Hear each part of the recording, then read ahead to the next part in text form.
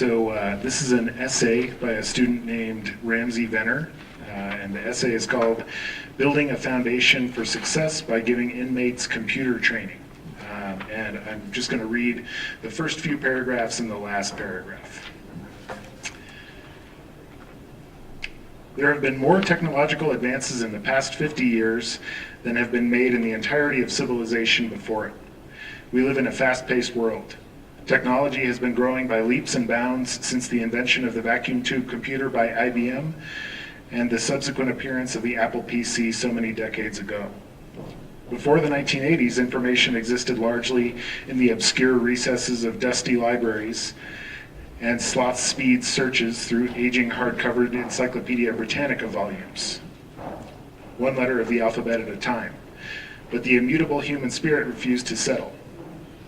Ambition, innovation, creativity, genius, ingenuity, and maybe even dumb luck combined to dig a bottomless well of facts, fiction, reviews, rebukes, recommendations, praise, propaganda, points, and opinions called the internet, which present capabilities, can retrieve information instantly on almost any topic under the sun.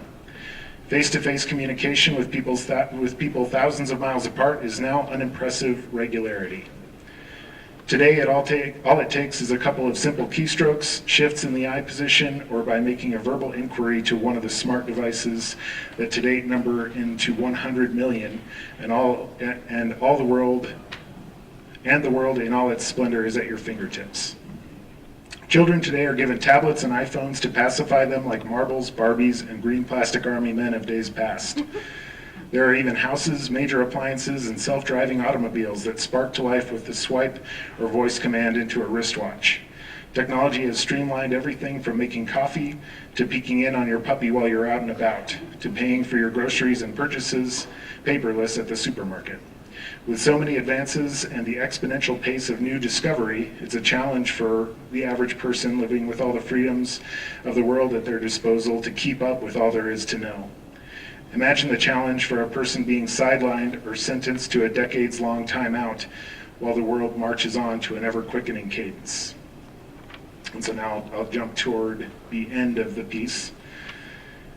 In a not-so-perfect world, even convicted felons have proven they can do the right thing.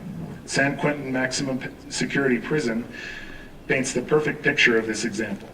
Currently, Last Mile, a tech startup in the Bay Area, has collaborated with the California Prison Industries Authority to create Code 7370, an educational program that teaches inmates to write computer programming code using HTML, CSS, and JavaScript.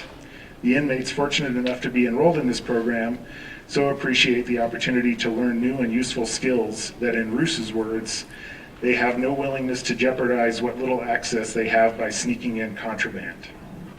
It speaks to the broader vision of a merit-based system where inmates who are given positive options will police themselves and monitor their own behavior in an attempt to keep receiving those opportunities. Taxpayers, state legislatures, and the Department of Corrections have an amazing opportunity with the shifting winds of voter sentiment concerning criminal justice reform.